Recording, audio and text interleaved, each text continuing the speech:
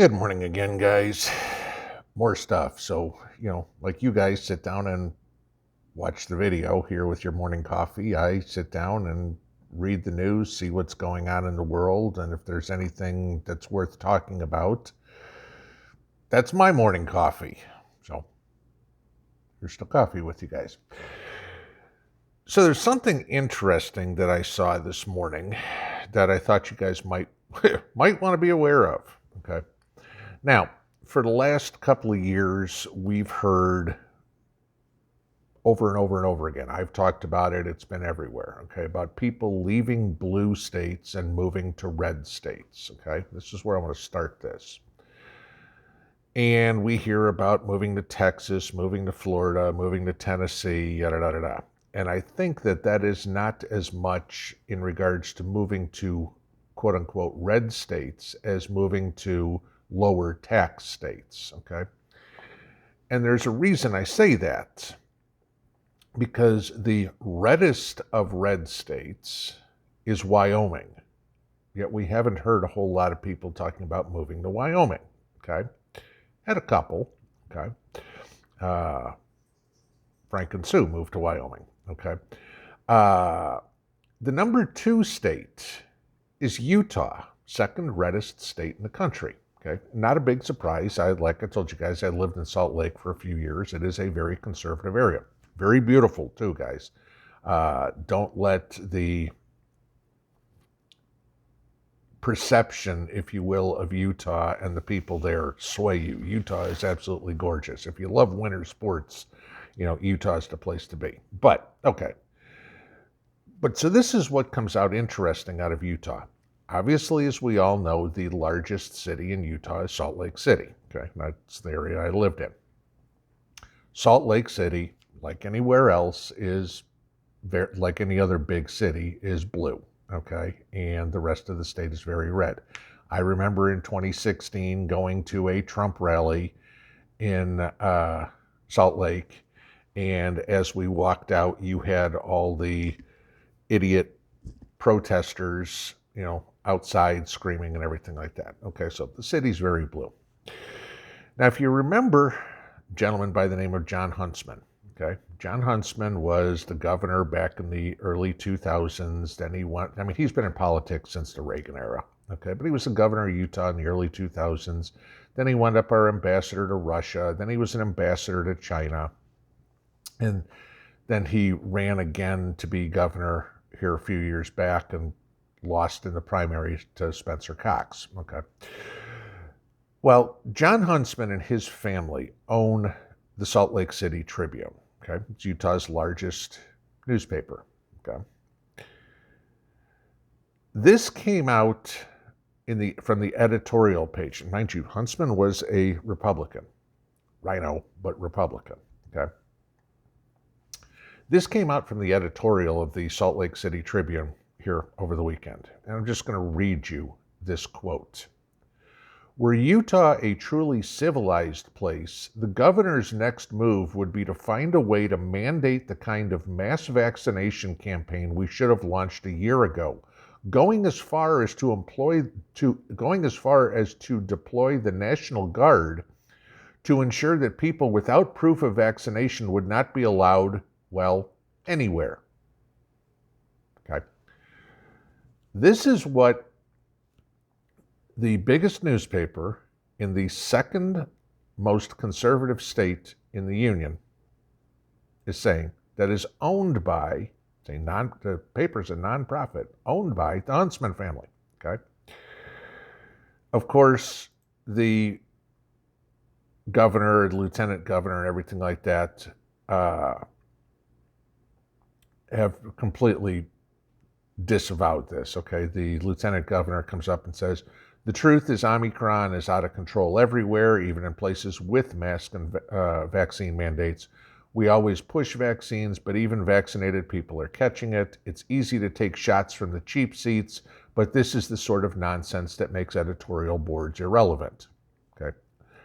For the most part, I'm going to agree with her. All right. So I went and dug a little deeper.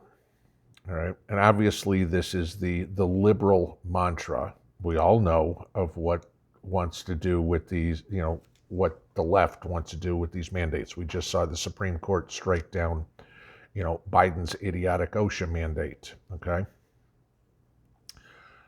So I went and did a little looking, and there was a survey, again, that was done last week by Rasmussen. And I know what y'all say about surveys and, especially after recent elections and stuff like this, okay, and polls, all right? But I'm just giving you facts. When polls are real close, sure, they can go either way. But when you have gaps like this, even if they're off by 5%, I don't care. It still tells you the way of the people's thinking, all right? So here's some interesting stats coming out of Rasmussen, and I'll link this below, all right? 75% of Democratic voters have a favorable opinion of Fauci. 21% of Republicans and 38% of independents, okay? But 3/4 of Democrats think Fauci knows what he's talking about, all right? But it gets even more interesting. 58% of 58% of voters would oppose the government from being able to fine people for not being vaccinated. However, 55% of Democrats think that the government should fine people, kind of like what's going on in Greece, for not getting the shot, okay? It gets even better.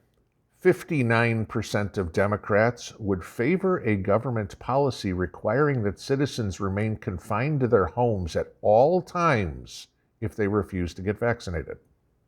Okay? 79% of Republicans and 71% of independents are against that.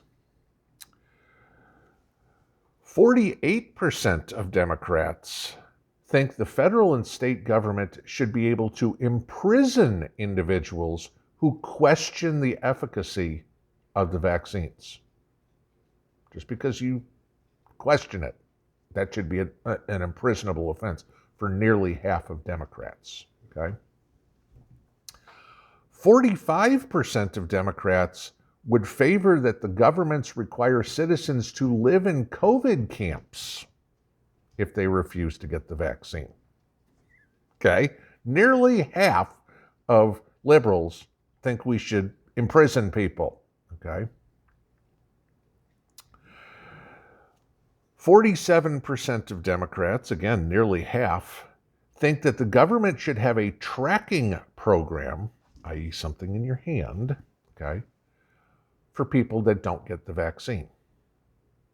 Okay, what? They're going to put something in my hand and say, hey, you know what? It should register on everybody's cell phone or whatever. Hey, there's somebody in your immediate area, yada, yada, yada. Okay? Even better.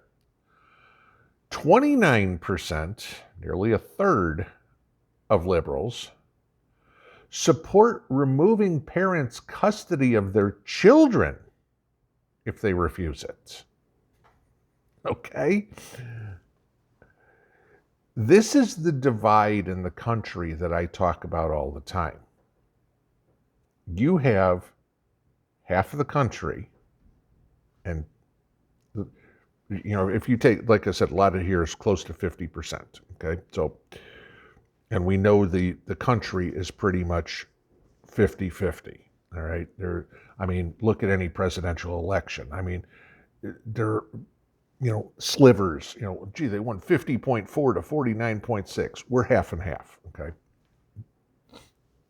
And I know what you guys are saying, there's plenty of you gotta stop talking about the difference between blue and red. They're all the same. Okay, the people aren't, okay?